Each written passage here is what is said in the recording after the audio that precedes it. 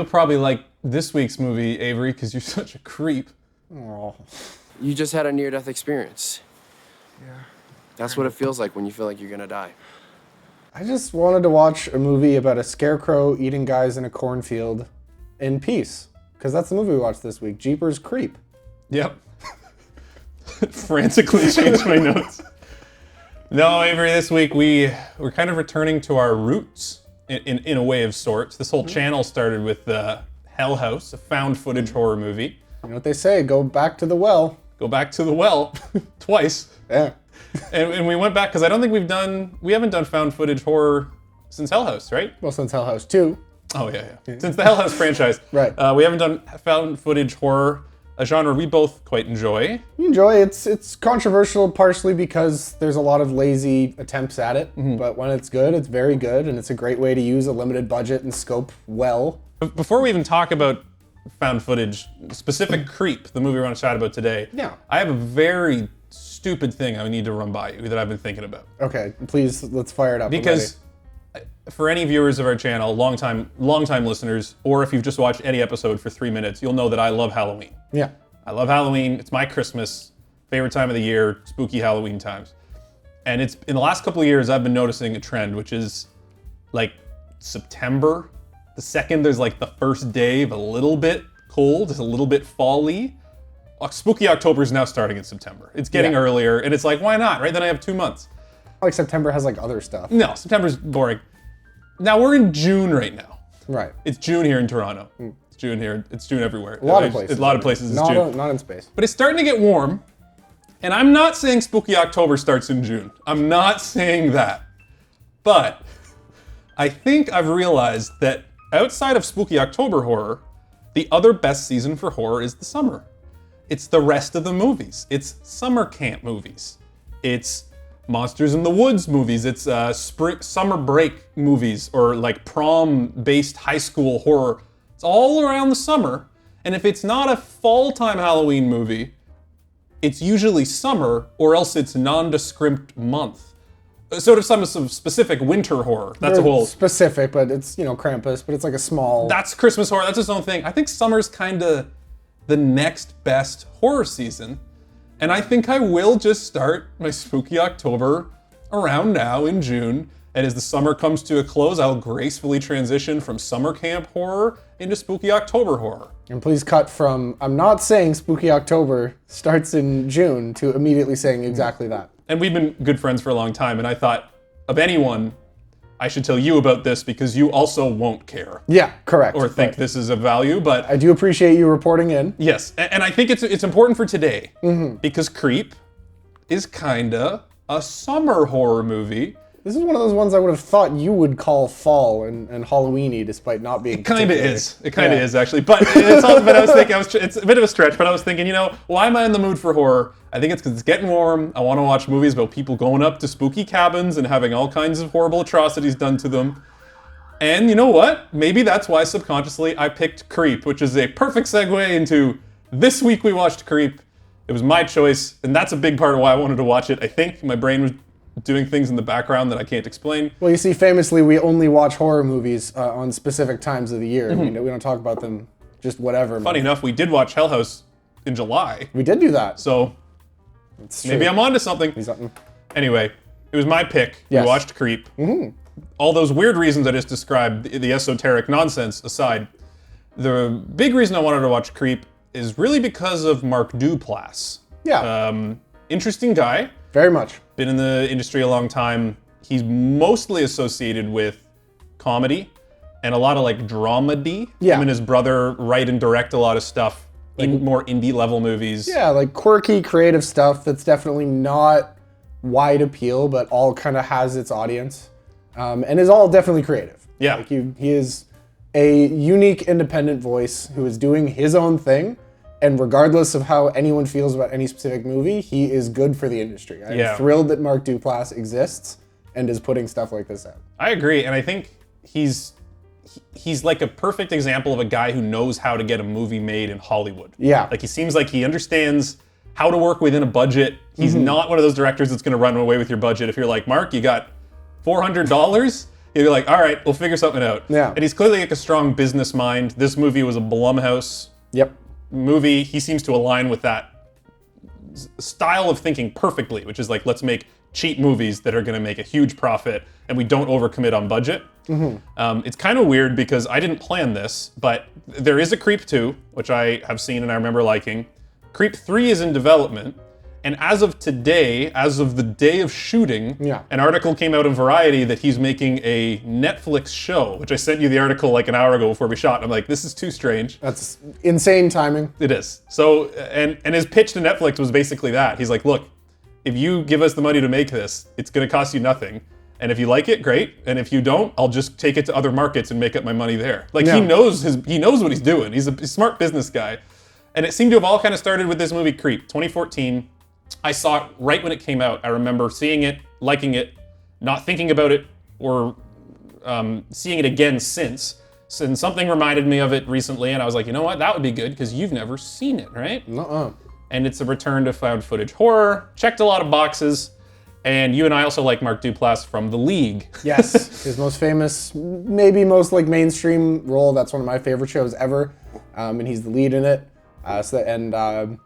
His wife is also in it, and she appears voice only in this. Yeah. So that was a fun little bit, and I love seeing any of those folks show up. Yeah, I mean, I never finished The League, but the early seasons of The League are some of the best TV comedy ever. Absolutely. At least from an improvisational comedy perspective. And I think Mark Duplass, outside of Nick Kroll from that whole crew, seems to have had the most successful career. Yeah. Like, Jean Lajoie is doing his own thing. Yeah. The other guys haven't done as much. Jeff Goldblum did all right. Jeff Goldblum's done okay. Ironic expression around the mouth and the tongue that hangs like that, and the brow that furrows, Cro-Magnon style, and not so gargoyle-y and amphibian in the eyes. What did you think about this movie, Avery? How did you like Creep? This movie wasn't a bad movie. It was fine. Aside from a few small but significant filmmaking mistakes that I'll talk about, I thought it was mostly a competent movie that did what it set out to do. But I found it frustrating, and I didn't really get the thing. I don't think this movie ever really found the thing it was trying to do. And I'm going to touch on that because I think there's a few different kind of interesting pieces of this movie that would have kind of broken out of what is mostly a fairly formulaic horror thriller. And I don't think it achieved any of those. Okay. And that was frustrating to me. If anyone who watched this movie and really enjoyed it, and you feel like you did find the thing this movie was trying to do, great. Like, I'm very happy for you, and I would not hold it against anyone for really enjoying this. But for me, this was kind of a miss and an interesting one, and I'm interested to see the sequels. But this movie in and of itself was kind of a frustrating miss in a lot of ways, despite being, again, fairly competent. This was not a disaster by any means. Okay. That's how I felt about it. Interesting. I expected you to like it more, but I think that's valid. There's a lot of things in this movie that we'll get into that I could see visions for certain things that I think it did succeed on, and visions for other things that it did not.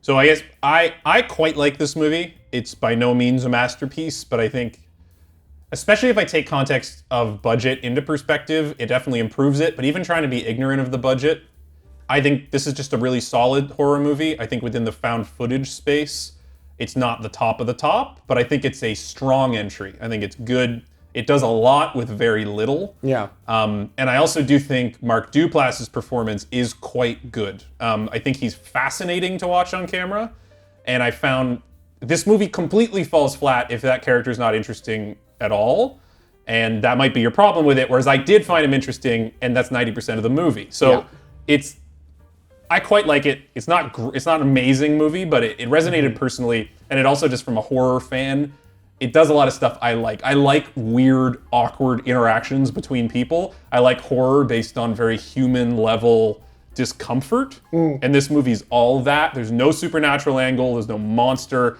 It's just two awkward guys talking, and that just gets you going. I like movies like that. I find them engaging because it keeps me on the edge of my seat more than a monster, because it's more of like a horror I can relate to, I guess, where it's like watching people awkwardly interact really gets under my skin more than like a werewolf chasing him through the woods, because then I can just separate myself. It's a really weird take, but it's yours. I don't know. Oh my God.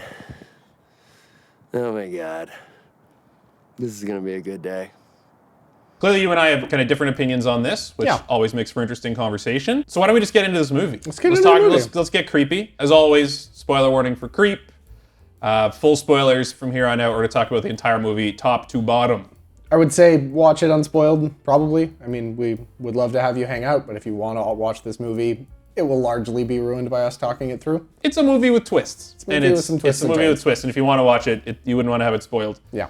The movie opens, the premise is Aaron, played by Patrick Bryce, who's the really only other actor in the movie. Also the director. The director, him and Mark Duplass seem to have kind of made this together. Yeah. So I don't know if he was just called director since he happened to be the one holding the camera 99% of the time, or if that was a very specific creative choice. I don't want to take anything away from him, but I think it was very much a collaboration of these two guys. But yeah, Patrick Bryce plays Aaron, who's a videographer, and has accepted a Craigslist ad to go up to this guy's cabin, do an unspecified videography work for one day, and you'll be paid $1,000. And the ad says, discretion is appreciated. Discretion is appreciated, whatever that means. The movie establishes early on that it really wants to, we can kind of establish the concept of a soft found footage and a hard found footage. Whereas Late Night with the Devil is pretty soft. This establishes pretty early. It's trying to be hard found footage, where if the camera's on, there is a good reason and the characters are acknowledging it and it makes sense that the camera is where it is. I'll bring up some issues I had with that, but at least Aaron is holding the camera and talking to it and kind of giving context for the footage he's shooting as he rolls up to this remote cabin. I do like that in the car he talks about, wouldn't it be funny if this mysterious person is a beautiful 40-year-old lonely woman who will just give me money and love me? What if this is just some 40-something who's waiting for some young, handsome boy to come up the hill and give rub-downs?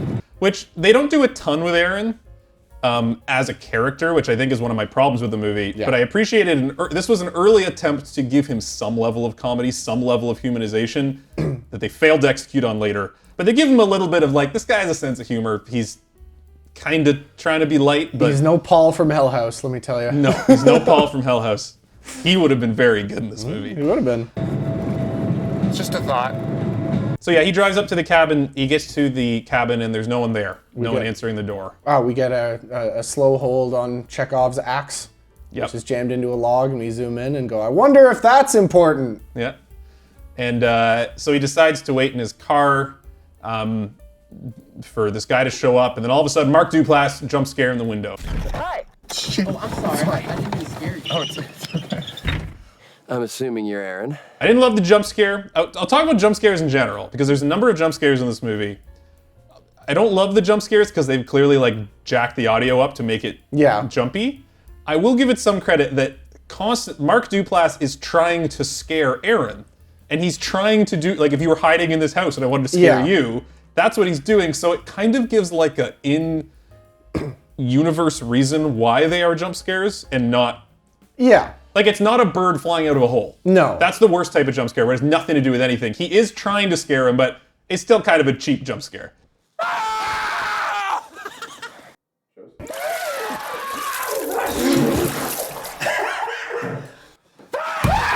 Sorry, I didn't mean to do that. Keep doing that. It is. And I mean, my problems with this are well established, but I did appreciate the attempt to make it, like it is Mark Duplass's thing, right? It's Joseph is the character's name. Yeah. That he wants to startle, and he enjoys kind of the look in someone's eyes when he spooks them. He kind of establishes that. He talks about that a little bit later.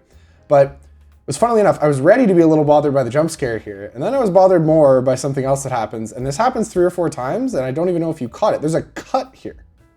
Okay. There's a dumb, weird cut where after the jump scare, he starts opening the car door, and then there's a hard cut. Oh, okay. I'm not surprised because I did notice it being very abrupt. The noise of the jump, it's jumpy, so I'm not surprised they hit a cut in there. So it's not hidden. Well, it's like he's here, and then he's just opening the door. Right. And this is something that I feel like I wouldn't have noticed before we started the Green Corner. Okay. But especially after we talked about it so much with Late Night with the Devil, about committing to found footage, whereas that movie, it wasn't trying to be hard found footage, right? It's sort of established very early. We're gonna move the camera around, we're gonna have effects, whatever. And you can have problems with that, but it was at least established and consistent.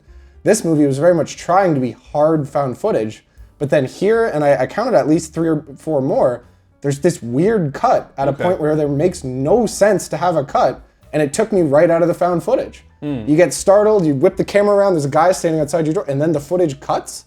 Like, just reshoot the scene without a cut. What are you doing? You have a really nice, kind face. Thank you. That's, Come on. Right, and I'm wondering if the cut was intentional to make it more cinematic, but I honestly don't know, because the other really bad one, it's a later scene when they're talking in the diner. And Mark Duplass is giving like a very emotional, important speech. And it cuts in the middle of his speech where he's just talking and it just cuts. And then he continues with the sentence. And it's like, what was cut out? What? right. Re-record that scene. What are you doing?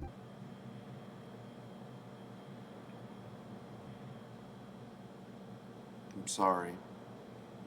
And it's interesting because that's something I've seen other found footage do on purpose a lot, is you make it seem like it's edited found footage, where it's like they are cutting out the dead time. So someone's walking up to the cabin, cut and you're close, cut and you're at the door. Yeah. And they don't explain it, but then they make it so consistent that your brain's like, okay, I guess it's someone edited the footage after to edit out the dead time. But I guess in this case, it's not consistent enough that it feels like a choice. It just feels like a mistake. It's not dead time. It's like a point where it was very important for the camera to be holding.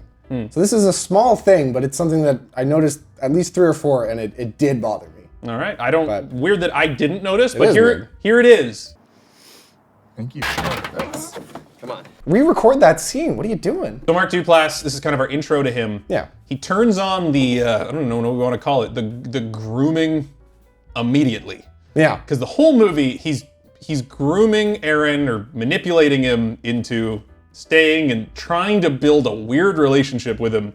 And we'll kind of go through it. He basically pulls every tactic in the book that if you know someone who's a master manipulator or just someone who gaslights people, he does every one of them. He does every type of gaslighting. And I mean, the one I have right out the door here is he breaks I think what people call the touch barrier, where he immediately comes up with an excuse to hug each other. He's like, look, by the end of the day, this isn't even gonna be weird. Let's just hug. And I'm like, I feel like we should just do this right now because at the end of the day, it's going to be normal. So just okay. trust me, that's not going to be anything weird at all. so he's establishing early on that touching isn't weird. Yeah. And he keeps escalating the thing he breaks the barrier on. I thought it was, I will say I've seen this movie before. I know where this goes. So maybe, I think I was also watching this with a different lens. I don't think it's a surprise Mark Duplass is the creep, because he's a pretty weird freaking guy right away. Yeah. But watching it through the lens of being like, he's starting the manipulation immediately and watching out for the tactics he employs, I found that, I think, more interesting than my first watching. Yeah, I mean, I think this movie, not even quarter asses trying to have a mystery about whether or not Mark Duplass is like the bad guy. Right. Or like to what degree. At this point when I was watching it, I was still at least open to the idea that there's some kind of Barbarian-esque fake out. Okay. Where Mark Duplass isn't just a creep and a crazy murder guy. This movie didn't commit enough to that to make that compelling, and I think this was a good example. Like, Okay. I'm not saying that's the only direction the movie could have gone, but that's when I talk about this movie didn't really find its thing. Yeah. This was something it tried a couple of times to have a little bit of mystery as to whether or not Mark Duplass is gray or troubled or actually a psychopath. It did not commit to making that a compelling mystery. Okay, this is interesting, because I think that's totally fair. I have a completely different feeling about it, though, how I engage with the movie, which is, I agree there's no mystery. It's pretty obvious he's going to be a serial killer or the titular creep. Yeah. But I think that improved the experience for me, because it felt like watching a train wreck. So Yeah. it's like, I know this guy's getting manipulated and this guy's a killer, and now I have to watch them awkwardly build up to that for the next 45 minutes. And I think I appreciated the inevitability of that, and it almost became a game of like figuring out how and when it was gonna happen, not if it was gonna happen. So I think the fact that it didn't even try with the mystery didn't bother me. It's 100% valid that it did for you, but for me, Yeah. I almost appreciated that it almost is upfront about the fact this guy's crazy. Yeah. And you're just gonna have to watch Aaron slowly get manipulated. Right. And that's the horror. So I think I like that, but I get what you're saying too. No, and I think that's fair and that's fine. I think I needed Aaron to be a bit more of a compelling character. Yeah. If the thing is that I know the threat and I'm watching him kind of stumble his way into the threat, You need to like him more. I need to like him more, Yeah. and I need to kind of feel what he's feeling more, because I don't think this movie really got me in the headspace of like, okay, I know he's a creep, but does Aaron know? Right. I never really got there either. I 100% agree with that, and I'll get to it. I have points on that to talk about later about Aaron as a whole character, but yeah. We're like 10 seconds into the movie and we've been talking for a half hour. We should probably talk more about it. Yeah. So Mark Duplass introduction happens. Then he goes up to the cabin. Kind of obvious Mark Duplass is a creep. So I wrote down at this point, this is the fake backstory. In the context of the story, it's still technically what he's being told is the truth, but basically says this is my family's ancestral home, and you're like, kind of looks like an Airbnb. So welcome. This is our family vacation home. And then he says that the whole reason he had Aaron come, the reason for paying him $1,000 is he has cancer. It's not curable. He's going to die. And his wife is pregnant with their son. And he will die before his son is born or before his son's grown up. So he wants to make a video that he can show to his son when his son's grown up. So his son can like meet his dad virtually. I don't need to glorify me or make me seem cool or anything other than what I am. So, buddy, you can see me for the man I was. Which we're talking about manipulation tactics. This is another one where he's essentially adding a layer of guilt, adding a layer of explanation for why someone would behave so strangely. Is like, I'm dying, I'm doing this for my son, which to me is kind of an attempt to make it all his weirdness just seem more normal, because it's like, oh, okay, well, there's extreme circumstances at play, which kind of can explain why you're an eccentric guy. Yeah, and I want to talk about this more later, but I mean, this is your second viewing, you're aware of who Joseph is and kind of that he's a crazy murderer guy. At this point in the movie, and for most of the movie, I was still open to the idea that there was something else at play, right? And I was still trying to answer questions and solve a mystery, and this was, I don't think the movie totally delivered on that, but I think this was kind of an effective part where there's a lot of like weird information, and it did kind of play a little bit of a shell game with me here where I was like, okay, maybe that's why something weird's going on, and like, I'll take more information now, please. Like, what's... Right. So this was good. It's also weird that it's not all lies. We'll get to it later, but he does say his wife's name is Jessica. Jessica? Angela? Angela? His wife's name is... My beautiful wife, Angela, of 6 years. That's not entirely untrue. We'll get to it later in the movie, but that name and that is a woman he knows, it's just not his wife. Right. So it's weird that he doesn't just fully lie here. I guess we'll talk later about why he might have done that. But after he's done his introductions, we move on to Tubby time. And we just go for it. I mean, you kind of think they're going to ease you into some of the weirdness, and he just immediately gets naked and gets in the bath. Oh, sorry. It's okay. Okay. Yeah. We're gonna go a lot deeper places than this. He does. We talked about how manipulation tactics, he's already broken the touch. They've already touched once. And I think he's hugged him at this point 2 or 3 times. They hug again in the hallway. Yeah. And then here he's like, just strips naked and he's like, Aaron, oh no, don't stop rolling. We're gonna get way deeper than this today. Plus, I'm recording a bathtub video for my son, so it's not weird. Yeah. It's like... It's an effective manipulation tactic, I guess. I'm getting in the tub. You're not getting in the tub. Okay. Okay? All right, get comfortable. I didn't love Mark Duplass as Joseph overall in this film. This was one spot where I thought he did do a really good job, because throughout this whole scene in the bath where he has Aaron filming him and he's like miming that he has the kid, it did kind of hit both ends. It hit the balance for me of this is a creep manipulating someone and it's disgusting and horrifying.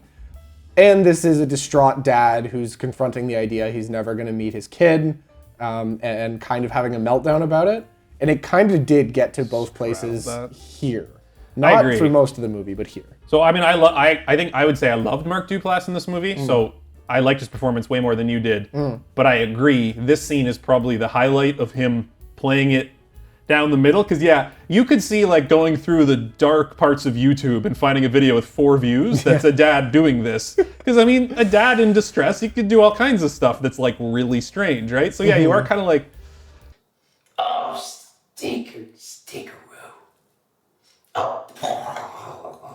And you're also wondering when the scene's playing out, you're like, is Aaron sympathizing with him? Or is Aaron like, I gotta get the hell out of here?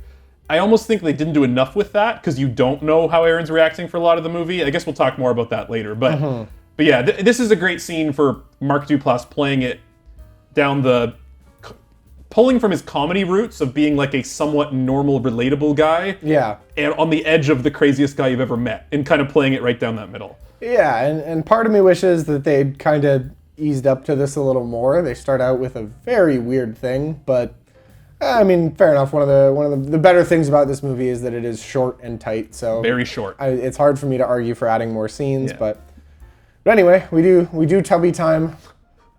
We get through that. Massage, rub. He goes downstairs to get a coat, and we're introduced to Peach Fuzz. Yeah. The wolf mask.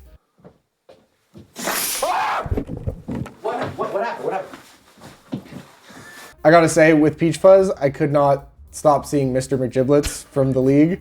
You put on a Mr. McGiblets outfit, you break into the house, and you scare the shit out of Ellie. And then she'll never want to play. Which is the big puppet character. John LaJoie wears the suit and it comes back up.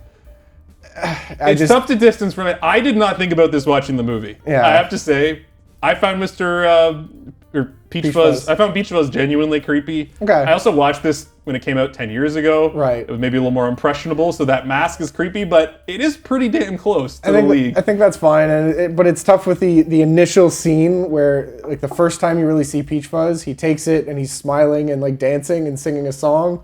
I just couldn't stop hearing like "Tickle Me" and "Rub My Belly," which I don't know. I've seen The League a bunch of times. It's on the front of my mind, but.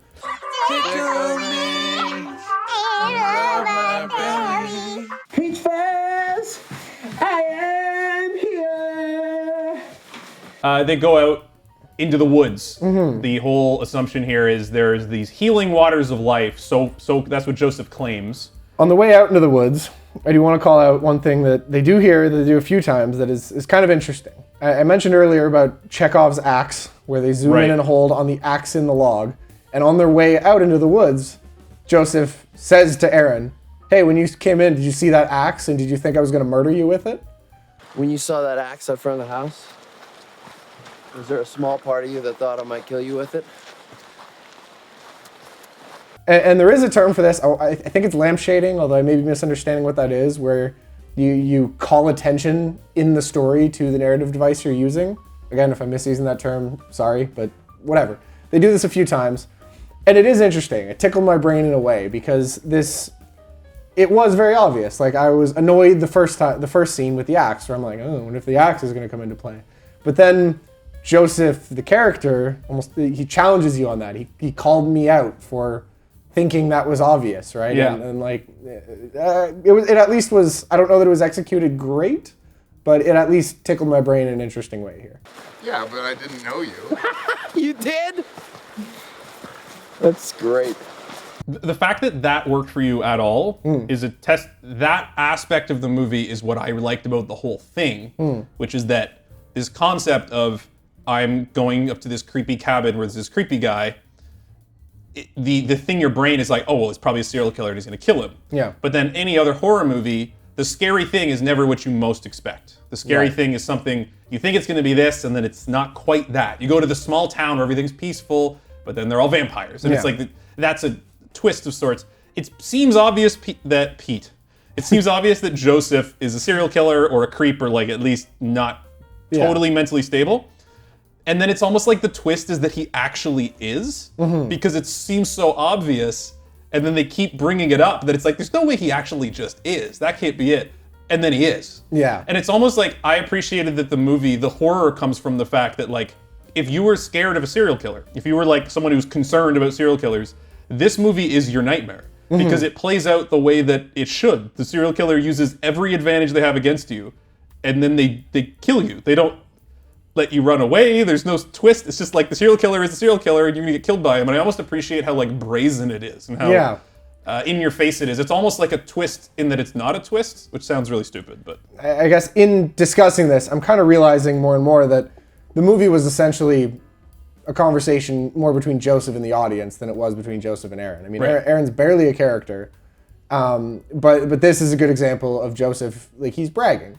Yeah. He's showboating as he's doing this thing, right? As he's doing his serial killer routine, which is something you kind of hear about in other serial killer media, but you rarely get this kind of intimate of a view of, like, the whole thing all the way through, his process. And he's enjoying kind of showing this to the audience and, like, calling out the things you're noticing about it. He's playing with his food. Yeah. Like, it makes you think, if Aaron was more suspicious, would he have brought up the axe? Yeah. Or does he only do that if he thinks he's really in the money? Like, what's his method, right? It makes you start thinking about those things. I'm definitely realizing more and more that this would be more interesting on a second watch, Right. because I think I mentioned I was at this point, and for the next 30 minutes, like most of the movie, still going like, is he not actually a murderer? Is there a twist coming? Like, I had Barbarian on the brain, right? Yeah. And when Barbarian executed a similar twist very, very well, and I was kind of ready for that thing. And I think if you just settle into this space of no, he's a murderer. The thing is that there's enjoy the no ride. thing. Yeah, I think it would have been a better experience overall. Twinsies. So we go out into the woods on this walk where Joseph has this spring that he heard about from a taco truck. Your mom and I heard about it from this really cool Hispanic lady who runs this taco truck down by the lake.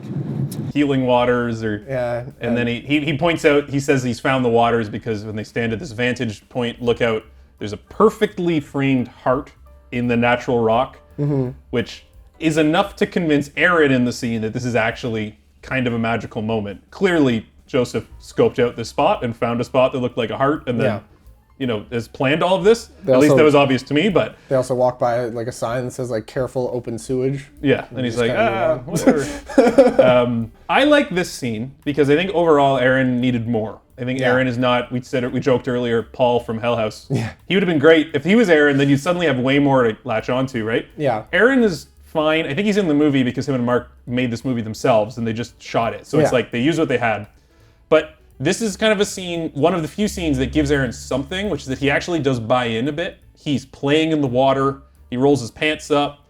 It shows him on camera because he puts the camera down. He actually seems to be having like some level of fun, and they hug, and it's not strained or awkward. It seems like in this moment, at least, Aaron is actually having a nice time, which I think is very important, and something that I noticed overall with this movie is that you're watching this movie and Mark Duplass is so clearly the weird guy that you're just like, well, Aaron's probably just normal. He's just the straight guy, the straight man, if this was a comedy, who's just going to be killed or whatever. But watching it again, there's like enough, I wish they did more, but there's little hints that Aaron is not normal. Aaron has his own issues going on. He's at least not like mentally healthy and No. like, doing great. lonely. Yeah. If you're the kind of person that this experience is actually a very positive thing and you're convinced to go in the water and play around and hug this guy, your life's not going so great that you needed this. Like if you needed this, if this was like at all positive, Yeah. you're clearly someone who's able to be manipulated because things are not going great. Yeah, Aaron is obviously a pretty ideal serial killer target. Yeah, and I didn't notice that on the first watching. Mm-hmm. They needed to do more with it. But like you said, that's a seed of a good idea. Yeah. Is that your cameraman is someone who would fall for this. They're Mm-hmm. not just like someone who's doing super great, because anyone who's doing super great would probably just leave. Yeah. All right, I'm buying lunch. All right, let's do it. Let's get out of here. Okay. So they go to the diner. I think Joseph asks, have you ever done something you're truly ashamed of? Mm-hmm. And Aaron tells a very weird and specific story about him peeing his pants, but he had a monitor set up to beep when he peed? There I was, laying in the sand, just with piss all over myself, and this loud alarm going off. Yeah, This was strange. This was weird, and I thought Aaron's delivery just sucked. Yeah, it Like, I'm wasn't- not saying this dude isn't talented. He directed the movie, but he did not deliver this like someone delivering a really like his most embarrassing story to a stranger. He delivered No. it like he's reading it off a teleprompter. It read like a guy being told, make it heavy. Make Yeah. it seem like tough for you to say. Yeah, I agree. It wasn't a great delivery. It kind of establishes, if you're willing to tell this story to a stranger, it kind of doubly confirms this guy's not doing great in life, that he's willing to open up like this. And it's obviously, the manipulation continuing, that Aaron sharing something kind of personal and upsetting. Like, it's part of the playbook. Thanks for sharing that with me, man. Yeah. It's not easy to talk about that stuff. I appreciate it. Yeah. And then Joseph moves his manipulation into his next gear, which is he confesses what his thing he feels bad about is, which is that earlier when he didn't answer the door, he was actually home and was taking pictures of Erin. And these like creepy little stalker photos.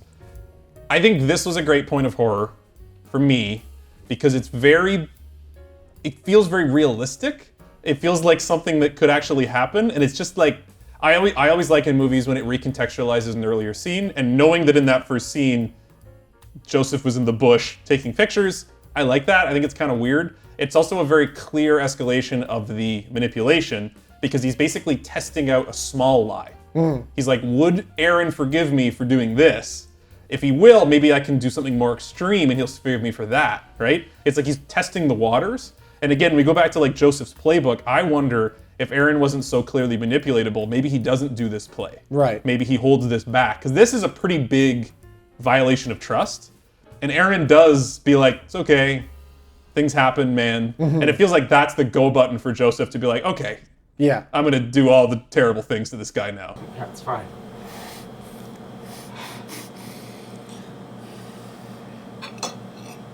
Thank you. Then we head back to the cabin. Erin says he's gonna head off. We get a shot. I don't know if I can say it was like an amazing shot, but it was an interesting shot, I guess, of Joseph up the top of the stairs, backlit. Probably the best shot of the movie, because it's not like an overly cinematography heavy movie. It's the cover. Yeah, it felt appropriate for a cinematic shot that is still found footage, but worth talking about or mentioning. But then he convinces Erin to come in for just one drink. One drink. I'd say that there's a clear sexual angle to this whole thing, where it's like, is he gonna kill him or is he trying to have sex with him? Is this a seduction or a manipulation? And this is probably the strongest sexual angle of like, come in and have a whiskey. Oh. I was going to pour you a whiskey. I definitely considered a couple times whether they were trying to go for a sexual angle. I mean, after we mentioned it Quick and the Dead, I think maybe we're seeing the guy on guy that might not be there sometimes, but I was getting some gay coding on this scene. Maybe not actually gay, but there is something going on.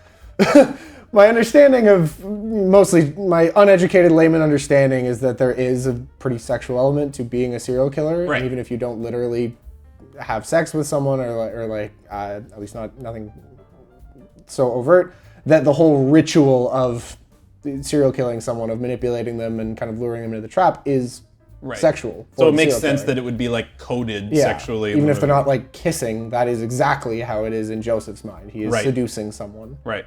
And the movie does play like that. One drink, okay? One drink, and I'll send you on your merry way.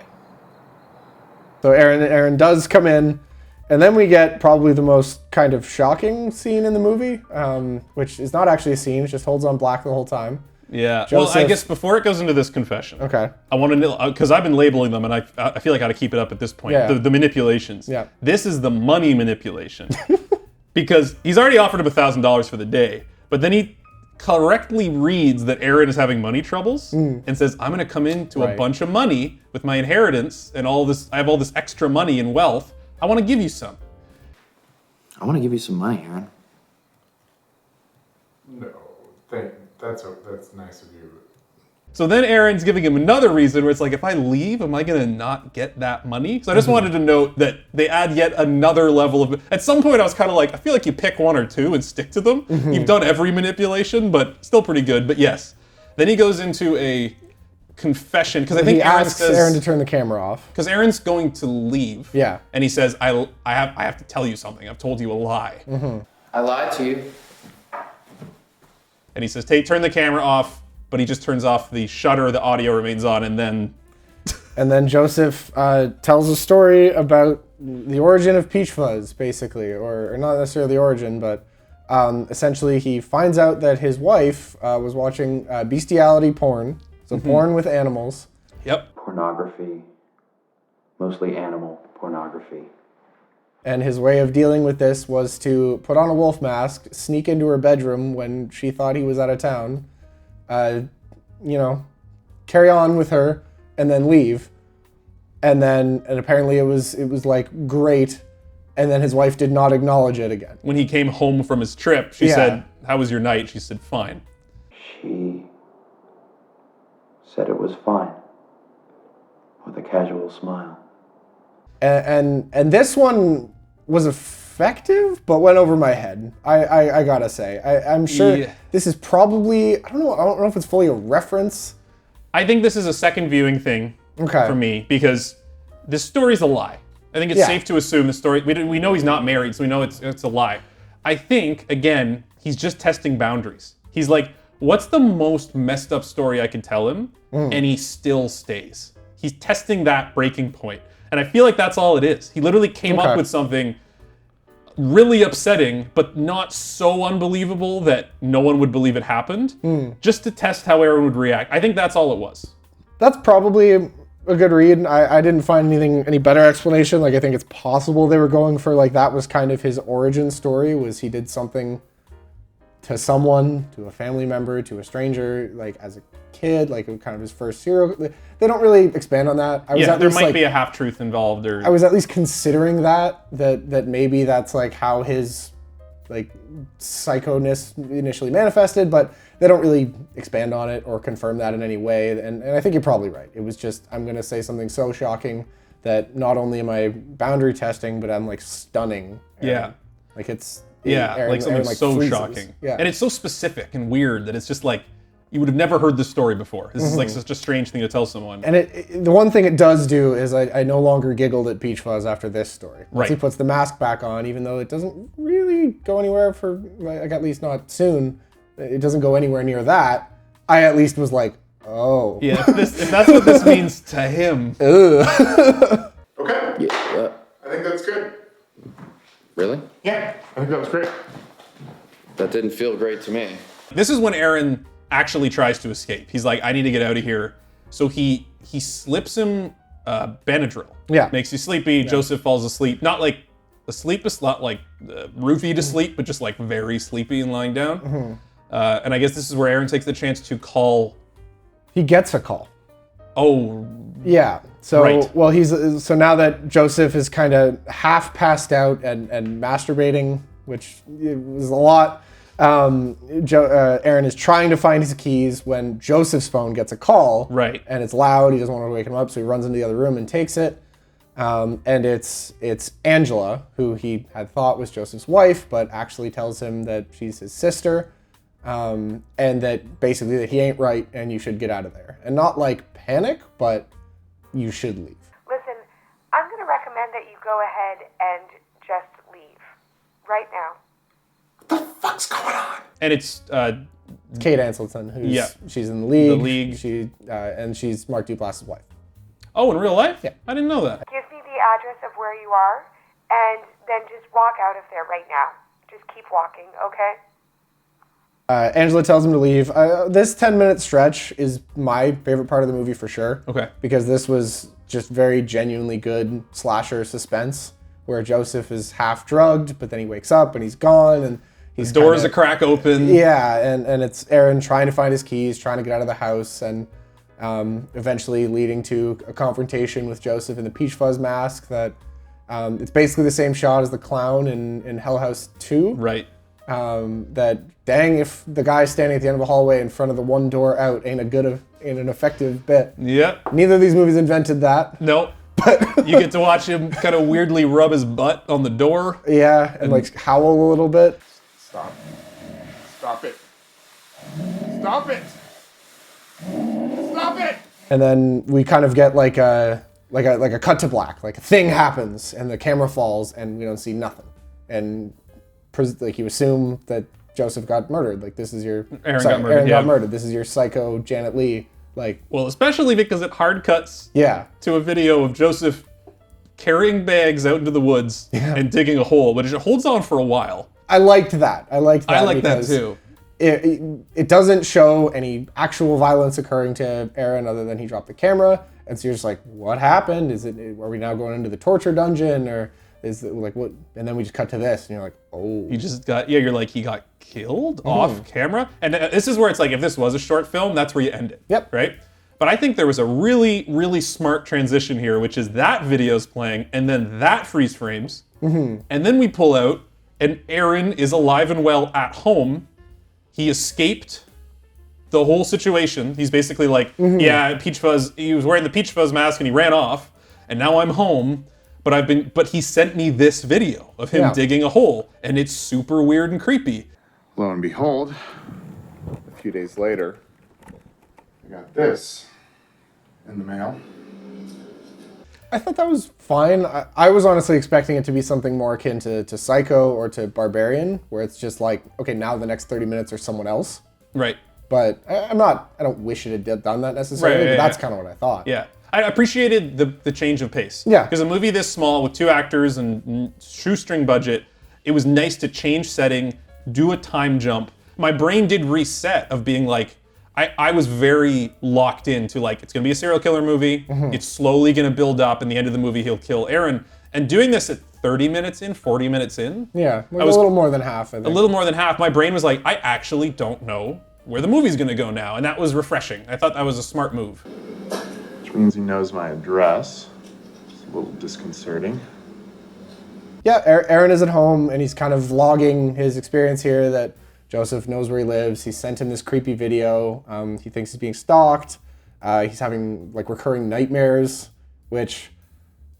That was weird. His delivery wasn't good again. The hot tub baby nightmare was strange. He's just not, the monologues are not for Aaron. No. He's a good behind the camera guy. I look down and I realize I'm a little baby and he's giving me a tubby. Kind of go through the motions of they established the cops can't help just because it wouldn't be a movie if the cops could help. I don't want to breeze past this quite yet because I think this is a nice thing the movie did. I think in a lesser horror movie, the time jumps 3 years and something spooky starts happening and it's this person that was directly involved with this event 3 years ago is like, what's going on? Why are these creepy letters showing up? Who could it be? And you as the audience are like, it's the guy, the crazy guy. Whereas this movie, I liked at least that Aaron is like, got a creepy package, wonder who it's from. Yeah. Like he's just like, it's the one crazy guy I know. And there's no ambiguity there. It's again, very subtle touch, but I think that is somewhere where lesser movies would fumble that. And I like that Aaron is directly aware this is Joseph. He calls the police, he's like, this is the guy, this is what's happening. He can't do anything about it, but it doesn't pretend that's a mystery. No return address, so I had a good idea who it's from. He wakes up in the middle of the night and there's like a good little background horror thing where Joseph's standing in the door smiling and Aaron doesn't notice. Although his duck out was comedic almost. Yeah. Him standing in the door is creepy and then Aaron starts walking back and he goes like, yeah. It's not like the Jason where it like cuts and then cuts back and he's just gone. Yeah, it's yeah, very yeah. much like a... It's very much like... We get the last package or the last video from Joseph. And the video is Joseph out at some lake and he delivers a pretty good little speech there, just kind of about how he's looking at Aaron and it's again manipulative. And this was interesting to me, just to kind of to hear him talk through kind of his feelings and like how he's hurt by Aaron's actions and he's kind of at this point totally dropped all pretense and it's just like, not totally I guess, but well, there's one more pretense. One more. But yeah, because he found his first video in the dumpster. Or the necklace he gave him. The video and the necklace, the locket of them in a heart. This was harder for me to accept, and this hurt me because I made this for you. Joseph's not the kind of guy you want to tell you that you hurt his feelings. Yeah. That's not good. And also in this package is the wolf. Yeah, it's like a stuffed wolf thing. Which he makes him cut open with a knife. It might have been an earlier package, but the wolf was interesting because I do think it gives some insight to Joseph's ideology. He says, I love wolves because they love so much, but they don't know how to express their love, so they'll often be aggressive or kill the things they love because they don't understand how to handle their emotions, which felt like Joseph's admission of his own psychosis, essentially. I love wolves because they love deeply. And yeah, it's misguided, and yeah, occasionally it murders things. This little wolf was so cute, it reminded me of you, honestly. It felt a little bit like kind of a lesser but version of the Joker with his scars in The Dark Knight. Right. Where it's like wolves are his thing, and he's not actually telling you the truth about his fixation on wolves, but like wolves are his thing, and he uses that as part of the game. Yeah, and there's some element of truth in it. We don't know what. Yeah. But there's something happened with him and wolves and it's shaped him, right? You gotta have a thing. You gotta have a thing. I want to encourage you to embrace your inner wolf. Essentially tells Aaron, come meet me at the park, let's just hammer this thing out, and let's just be done with it, which, yeah. Now Aaron goes, which is crazy to me. At this point, I'm like, okay, Aaron's getting super manipulated, because most people at this point would be like, here, police, here's the video, and I'm moving to Mexico. Yeah. Right? But he goes and he actually takes a moment to zoom in on Joseph's face on the camcorder and says, like, look how sad he is. Right. Look how pathetic he is. Look at him. He's so sad. Aaron's still buying it. That's the crazy thing. And again, the movie did not do enough to explain to me why Aaron is this level of manipulated. But for the movie to make sense, Aaron had to be manipulated and had to buy in 100%. So it's kind of a weird mixture of, it's like a complaint and a compliment. The movie did a good job of making Aaron someone who could be manipulated, but the actor didn't sell me on that he's someone that would actually happen to. Yeah. So it's kind of at odds with itself. So I want to talk about this and kind of how I feel about that last little piece, but just to wrap it up, he goes to the park, he sits on a bench just looking out at the lake.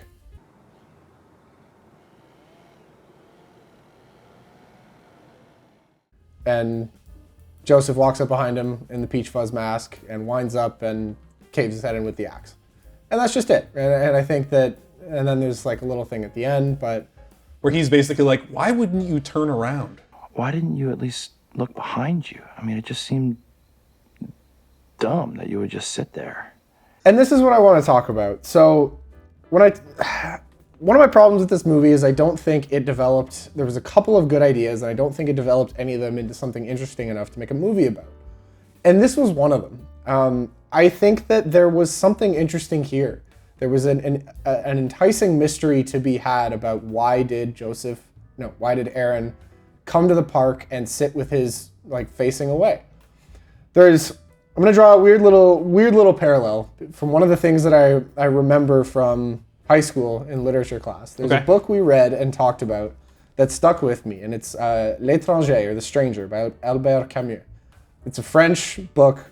I'm sure all of our many existentialist literature scholars in the comments are going to roast me about this one. But all you guys. This is what I remember from French class, is that the kind of the central thing of this movie is that this book is that he's just a guy kind of drifting through life, and then a thing happens. He makes a really weird decision, and kind of the whole, on the surface, there's not much going on in the story. It's a very straightforward story.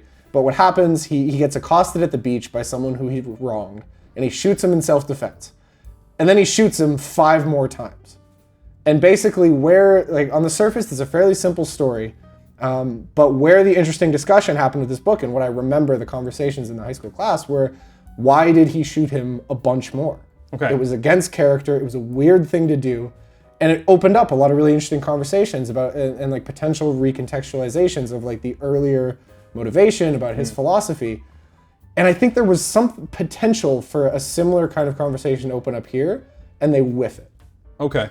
I think you could have shot this and executed this ending piece where it leaves it really open-ended as to why did Aaron come to the park? Why did he sit, like let his guard down, set the camera on himself, face away? And I think that there was an opportunity here to make that kind of an interesting, thoughtful note and a philosophical note to end on, and they just fumbled the bag. Okay. I think they spent too much, they had Aaron talk about it too much, and then they have Joseph answer it immediately after. Where they just because I was thinking that as it was happening. So I was like, why is he saying, oh, is there like, what? And then it just immediately, after he gets killed, cuts to Joseph going, now why would you face away? Why did you come to the park? And why? Well, here's why. And he just like explains it. It's just like, and that's creep. Good night. But And then I realized why you didn't turn around. It's because you're the greatest person that's ever lived, Aaron. No matter what I did to you, you believed I was good. I agree, but I think that Joseph's theory for why he did it is not necessarily the truth. Like, that's what Joseph tells himself, and that's how he's made sense of it. But I don't think that means that's how the audience has to interpret Aaron's actions. I get there's two people in the movie, so it does kind of feel like you're being told how to feel. I get that it's kind of like narrator, even though it's Joseph. But that was I definitely didn't watch it and think like, oh, Joseph's figured it out. I thought Joseph's just found another way to make this make sense to him, and Aaron was completely misunderstood. And we'll never know what was going on in Aaron's head. That was how I felt. I think that this could have been executed better to leave this as kind of an open-ended. Another decent example, the last shot of Birdman. The last little bit of Birdman, I think, is a great example of like, we're kind of spiraling towards our conclusion, and then something happens, and it's odd, and it's not quite what you'd expect. And I love that in Birdman, because it really lets you kind of interpret it your own way. There's kind of an obvious explanation, but then I think if you have different takes on it, you can easily recontextualize a lot of the movie around this somewhat ambiguous and unexpected ending. And this movie almost did that. Right. And if it just hadn't done it, I would have been fine. But it almost did it, and then I feel like it kind of backed out on it and fumbled it a little bit. I think that to make this interesting, hypothetical rewrite, you still, I like that scene. I think it's a striking scene. I think it's a scene you remember. Yeah. Because it's kind of a thesis for the entire movie of like, surely he's not just gonna walk up to him and kill him in this public space. And then he does. Kind of like what I was saying earlier. The twist is that there's no twist. The twist is that he just does kill him, which is almost so horrific that it makes it a twist. So it's kind of a thesis on that, but I think they needed to make it more obvious that Aaron let his guard down. Make it, I don't know, visually, just blocking. To me, it was kind of like maybe it was windy, maybe he literally didn't, and he does check, but then he faces the lake and he's probably like, he's not gonna walk up on me in the next 2 minutes. Like, and the fact that before he goes up, he says very clearly, he's like, I've got my phone on speed dial, I've got the camera facing me, I'm safe. I didn't want that. All right, Joseph, I'm here. But know that I'm filming this, and my phone is set to speed dial to 911. Just have the camera set up. Just follow Aaron as he goes there and does this unexpected, odd thing. And because I think you could have created some ambiguity as like, is this Bond two ways? Like there's tons of examples of stories in real life where people kind of like fall for the serial killer, right? And they want to be in the trap. It's like Stockholm Syndrome. Yeah, exactly. Or like they've kind of been enticed by the charisma and like they have nothing else going on and they like willingly walk into this. And I think that would have been kind of an interesting, and maybe if you really dig, you can find that angle, but I think this movie disrupted that. It kind of didn't let that occur. It didn't let that kind of imply itself. I agree. They could have done more with it. I think it's a missed opportunity to reach much higher heights. Yeah. The fact they didn't do it didn't bother me. So I'm not detracting from my experience. They didn't do it, but I appreciate that if they had done it, it certainly would have elevated the movie. Yeah, and this is kind of what I'm talking about, where I definitely don't think this movie was inept. This wasn't a bad ending. It was brutal, it was effective, and it was a cool way to kind of wrap it up. But it just was a very specific, like, this could have been really good. I also think saw the path. It also comes on a bit in casting. So I think they needed to do more in the script to make Aaron sympathetic and make it obvious that Aaron needs this relationship as much as Joseph. I think that was important, and they hint at it. I talked about it a couple times, the healing waters, the fact that he doesn't leave at a few points. You're like, clearly Aaron is being manipulated. They needed to play... Kinda likes it, yeah. Kinda likes it, and they needed to play that up more in the script, but I also think if you have Aaron played by... I was picturing like... Jake Gyllenhaal, maybe? I don't like. But I was picturing someone more like Dane DeHart. Oh, Dane DeHaan? Like Dane DeHaan, the Green Goblin. The Valerian and 100 Slippers guy. That guy. That guy is a guy you look at and you're like, oh, that guy's troubled. Yeah. That guy's not doing well. You need a guy who like immediately and visually, because he's behind the camera the whole time. The few times you do see him, you're like, oh yeah, that's a guy who probably needs this and is looking for something in life. Whereas Aaron just looked like. He looks like Ryan George is who he looks like, who's the pitch meetings guy on YouTube. Okay. Who's hilarious. Sure. And that took me out of it because I saw him a couple times. He just looks like a handsome, charismatic, funny guy. He looks like a writer from LA, which he is. Like he tries to be pathetic a couple times and just doesn't. No, it's not pathetic because he just like looks like a totally well-regulated adult with a job. He's got like a nice haircut. He's dressed well. You need to make him more of a schmuck. And I'm sure I'm forgetting the example of this occurring. Like there's tons of movies where, You know, a psychopath manipulates a troubled person and they kind of get entwined. And this movie had an opportunity to execute it on that in a really interesting way that I just don't think was seized. And I think on the inverse, you didn't love Mark Duplass in this performance. I really did. I found every time he was on screen, I found him magnetic. And I think his comedy chops paid off in this movie because I think someone who's good at comedy is very aware. It's all about timing. Yeah. It's all about timing and cadence and also being aware of how things normally work so that you can deviate from it to make it funny. Like a lot of comedy in The League is almost normal conversations between middle-aged men, but there's like, they say one thing just wrong or just a little bit off, and that's why it's funny and that's why it's memorable and becomes quotable. And I feel like he channeled that knowledge of how people normally interact, but tilted it towards horror, but used those same skills. It's like, this is almost a normal conversation, but you're being like a little bit weird. And it's not funny, it's scary, but it felt like the same part of his brain he was tapping into. There's an animal in you. There's a little peach fuzz inside you yet. I think that's a good point. My problem, I don't think he did a bad job. I don't think he did any, there's no scenes I can point to where I'm like, Mark Duplass fumbled that line delivery. It was more just that I had a hard time, there just wasn't much to this movie. I kind of said earlier that I wanted it to find its thing and like do one thing really well. Yep. And his portrayal being competent and accurate and consistent wasn't enough. Okay. And I think what a good parallel is something like X or Pearl, both of which I don't think are great. And maybe it's controversial, but just as a movie, Pearl more so, I would say, is like barely a movie, but it just has this performance that you just cannot look away from in Mia Goth. Mark Duplass, it wasn't that he's a worse actor than Mia Goth as an actress. I think probably, but that's not why. Right. But Mia Goth was just so over the top and just like riveting that it kept me going, even like it was enough to make a movie about it.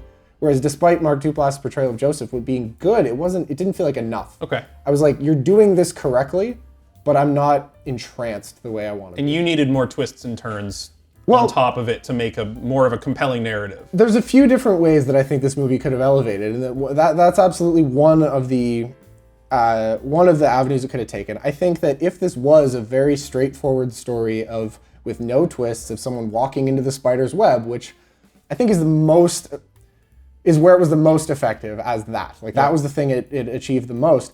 I need to want to watch the main character more than I did. Like Joseph. Yeah. He was good. He wasn't entrancing to me. He wasn't riveting the way that Mia Goth, Norman Bates, Anthony Hopkins, right? Like these icons are. And I know that's a crazy high bar. Yeah. But you said Jake Gyllenhaal for Aaron earlier. Jake Gyllenhaal for Joseph probably could have carried any script just because he's got those eyes. Well, right? like him in Nightcrawler. That's barely a movie. And that very much is like a guy, his little sidekick guy, like wandering into a spider's web. Yeah. I think that's a great example. And I just think that I know I'm setting a high bar by comparing him to these like literal like legends, some of the best actors we have. But if you're going to set a whole movie where the only interesting thing, because there's no twist, the other actor's bad, there's one set piece, the whole thing is we're holding on your face and you've got to keep me going for an hour, he didn't get there. Okay. I think he got there within the found footage genre. Yeah. And I'm putting the caveat on that because like, I think Paul's performance from Hell House is pretty much perfect. I love that performance. Yeah. Would Jake Gyllenhaal have been a better Paul? Probably. He's a better actor than Gore Abrams, right? Yeah. But I think Paul was perfect. Yeah, I know. I can't even remember his name. I think that Paul was perfect in that role, and I kind of think found footage, it's more important for it to feel genuine than to be as good as possible. Yeah. And I think Mark Duplass felt genuine. He felt like a real guy who's crazy, but he certainly didn't give a perfect performance. So I think it depends what you want out of the movie as well. I think the movie lends itself greatly to a rewatch. I'm not telling you to rewatch this because I know you didn't love it, but no, I on agree. A rewatch. In talking it through, I think I appreciate more of it than I did in actually watching it live, and I think I would more in a rewatch too. And I think it gives, most of the script was improvised, but I think the script shines on a rewatch because you can literally watch him do the escalating manipulation and trying different tactics, and your brain's not busy thinking about the plot. You can just enjoy the social manipulation aspect. Yeah, and I think that So maybe, I mean, we've said earlier that don't watch this if you haven't spoiled it. Maybe you should. Maybe you should have the whole thing spoiled. It might be more fun. I think kind of. But the other caveat that we'll put on all our horror reviews, you watch a lot more horror than I do and a lot more low-budget horror. So you might be comparing this more to a lot of bad, lazy found footage. It's certainly better than all of that. Right. You're comparing it to more mainstream. I'm comparing it to like my favorite movies, and the reason I'm frustrated in particular is because it could have gotten there. It was almost. There was a path, right? Like Hundreds of Beavers. There was no actor or director you could have put in there to make that the best movie, like to really crank it up. This, I saw the ideas and the potential. Correct me if I'm wrong, but it almost sounds like you are complimenting the movie through these frustrations. Yes. Because if the movie was worse, you'd just be like, it was okay. Yeah. But because it almost achieved greatness in a couple areas and it didn't quite hit them, you're like frustrated by that. Yeah. I'm real glad it's you coming with me. I think we're gonna do great. You ready for this? Okay. Let's do reviews. I'm gonna start with the critical review. Critical review. Critical review, I'm gonna give this a B-.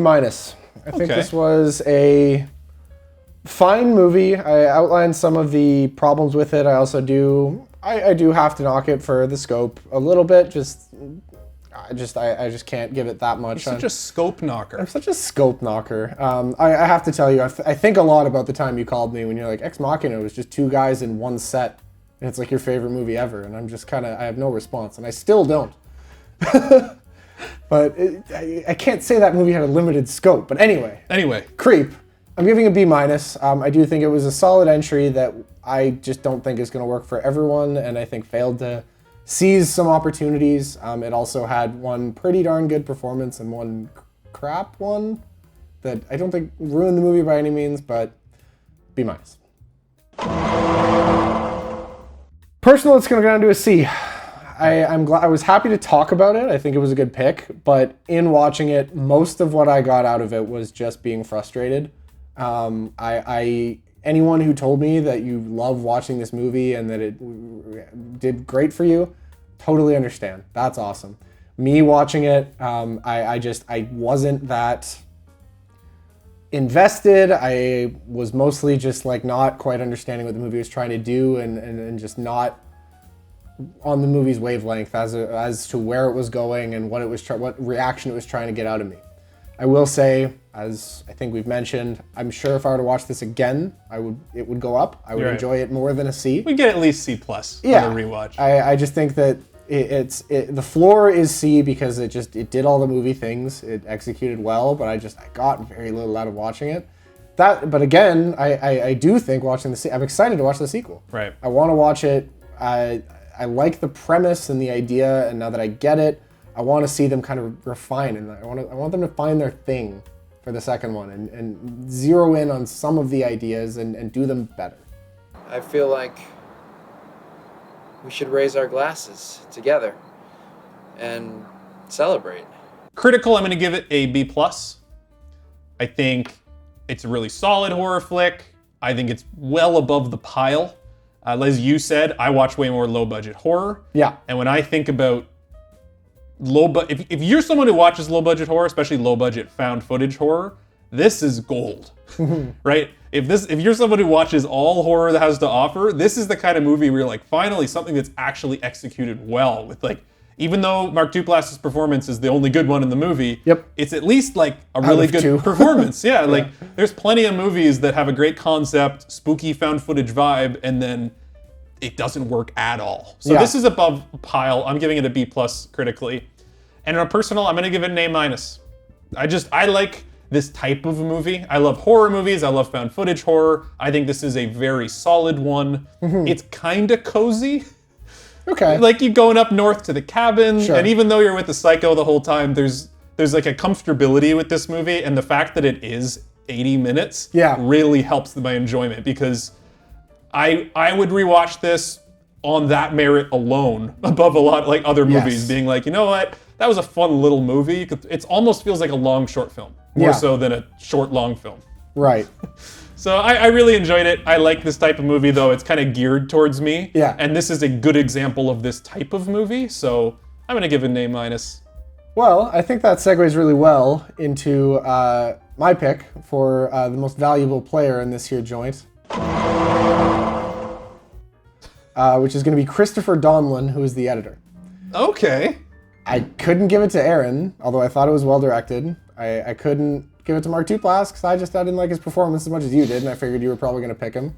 So I think that I agree that probably the best part about this movie, which is weird to say, but at least like maybe not the best part, but at least the thing that it aced the hardest was the pacing. Sure. This movie, just scene to scene, even though I was not that engaged and was kind of annoyed by some of the decisions they made while watching it, was never bored. I was never checked out. It zipped along at a darn near perfect pace. The one thing I will acknowledge, one of my big problems with it were a couple of the hard cuts. Thank you. Come on. Re-record that scene. What are you doing? Probably got what he got. Okay, you know what? If that was him, then I regret this decision. Yeah. I don't know. I got to pick someone, and I didn't want to pick Mark Duplass, and this is who I'm picking. I mean, I'm not going to protest your MVP pick. It's your pick. I think the pace moving along at the speed it does is more a testament to the writing, which was Mark Duplass, but it's your pick. You take it to the editor. This editor's never been mentioned in this movie's behind the scenes, so I'm sure he's very happy to be MVP. So we can't take it away now. Looking him up right now, he edited a bunch of other Mark Duplass movies. Yeah, that's probably like his dad. Yeah. He worked with his brother. It's probably another Duplass. It might just be like a pseudonym, and he just didn't want it to have like edited by, written by all Mark Duplass. Yeah, he didn't want it to be a black tank top movie. Exactly. Well, I'll do the honest work here and give it to Mark Duplass. Yeah. I was going to make a joke when it started of it's going to be our most obvious one ever. Yeah. But that was assuming you'd like the movie more, and also because I didn't even realize that there was an editor that wasn't one of these two. I thought it was just these two guys, and I'm like, well, it's not going to be Aaron. Again, we can't prove that there is. Seriously, he has edited Creep, Creep 2, Paddleton, Biosphere, and then I think two other ones I don't recognize, but just all Mark Duplass. Well, there you go. Because short of giving it to Jenny from The League, there's not a lot of other choices. That would have been bold. That would have been a crazy one. I'll give it to Mark Duplass. I thought his performance was great. I also just want to give him a pat on the back for making this movie. Making movies is, from I understand it, a huge pain in the ass. Yeah. And you know what? He made this movie with his friend. I understand this was conversations they had. They were like, wouldn't it be creepy if this happened? And they started writing. They started shooting some mock-up scenes that they screened privately to friends. People are like, it's pretty good. You guys should make a movie. Okay. And I like the energy of that becoming this makes this movie overperform in my mind. Because I'm like, if that's what this spun out of, this is a very good, hey, let's shoot a movie on a weekend movie, right? It only kind of gets drawn back by comparing it to other things that have much more financial backing. And I think that's the nail on the head, and I think that's the disparity in our reviews. I mean, if you compare this to movies that were like a weekend passion project for a couple $100 with one set, much better than all those. But I couldn't help seeing the avenue towards this being a really great movie with not that much more effort or money. I think that's fair. And yeah, I mean... But I'll give it to you, Mark. If you want to come on the show, let us know. Yeah, come talk. We'd love to have you. You can seem like a totally normal, chill guy.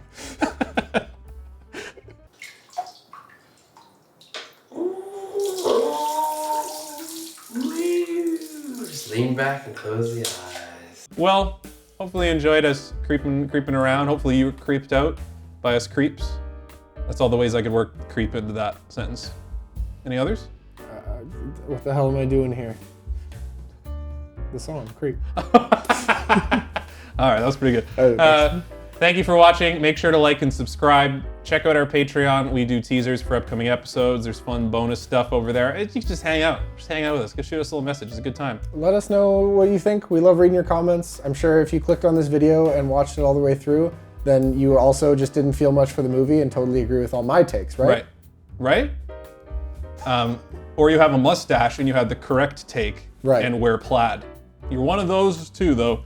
Anyway, let us know if you want to see us chat about the other Creep movies. Let us know. I assume there's interest. I'm sure there will be renewed interest with this new series and show and all that. So we'll probably creep again.